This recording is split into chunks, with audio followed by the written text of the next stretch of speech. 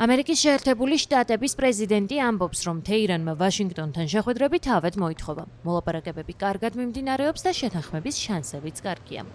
მანვე მიანიშნა, რომ თუ კი მხარეები ვერ მორიგდებიან, ვაშინგტონი იმას დაუბრუნდება, რასაც აქამდე აკეთებდა და ირანზე კვლავ სამხედრო დარტყმებს მიიტანს. ეს განცხადებები დონალდ ტრამპმა Air Force One-ის ბორტზე ჟურნალისტებთან საუბრისას გააკეთა. მან ვეთქვა, რომ მიზეზი, რატომაც ირანის ხელმძღვანელობამ ამერიკის შეერთებულ შტატებთან საუბრის ინიციატივა თავად გამოიჩინა და ამისთვის ამერიკულ მხარეს პირდაპირაც დაუკავშირდა, ისაა, რომ ამერიკული ძალები ირანს ძალიან ძლიერად ურტყამენ. ამასთან ამერიკის შეერთებული შტატების პრეზიდენტმა უარყო მოსაზრება, რომ მოლაპარაკებების მიმართ მოთმინებას კარგავს და თქვა, რომ დრო საკმარისად აქვს. მანვე უპასუხა კითხვას ვაშინგტონის სამხედრო მარაგებთან დაკავშირებით და ყოფილი პრეზიდენტი ჯო ბაიდენი უკრაინისთვის დიდი რაოდენობით ამერიკული შეიარაღების გადაცემაში კიდევ ერთხელ დაადანაშაულა.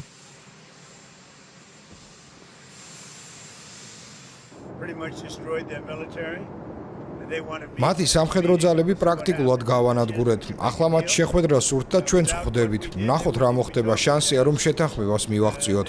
რომ არა ის რაც გავაკეთეთ ისინი ჩვენთან არც ისაუბრებდნენ. მათ შეხვედრა ითხოვეს, როგორც შუამავლების მეშვეობით ისე პირდაპირ. ხვდებით და შესაძლოა კარგი შედეგიც მივიღოთ. ჩვენ ბევრი საბრძოლო მასალა გვაქვს, სხვადასხვა ტიპის. ბაიდენმა უკრაინას ძალიან ბევრი მისცა, ამიტომ ახლა მარაგებს ვავსებთ. თუმცა საშუალო კლასის შეიარაღებაც ბევრი გვაქვს, იმაზე მეტი ვიდრე ოდესმე დაგჭირდება ნებისმიერ შემთხვევაში. ბევრი გვაქვს, თუმცა სიმართლე რომ გითხრათ, უფრო მეტიც მინდა გქონდეს. ბაიდენმა უკრაინას ძალიან ბევრი მისცა, როცა მე თანამდებობა დავტოვე საწყობები სავსე იყო. როცა ობამას შემდეგ მოვედი, მას საბრძოლო მასალა არ ჰქონდა შეძენილი, ძალიან ცოტა ჰქონდა. მე ეს ყველაფერი შევავსე. შემდეგ როგორც კი წავედი ამ მარაგების დიდი ნაწილი უკრაინას გადასცეს, ისეთი რაოდენობით როგორც აქამდე არავის უნახავს. ახლა კი წარმოებას ძალიან სწრაფად ვზრდით. დონალდ ტრამპს კითხეს უკრაინის პრეზიდენტის განცხადების თაობაზეც, რომლის თანახმადაც რუსეთი ირანს სპარსეთის ყურის რეგიონში მდებარე ამერიკული ბაზების სატელიტურ გამოსახულებას აწვდის. დონალდ ტრამპმა ამ საკითხთან დაკავშირებულ კითხვაზე პასუხად განაცხადა, რომ თუნდაც ეს სიმართლე იყოს, ამას პრაქტიკული გავლენა უბრალოდ არ აქვს.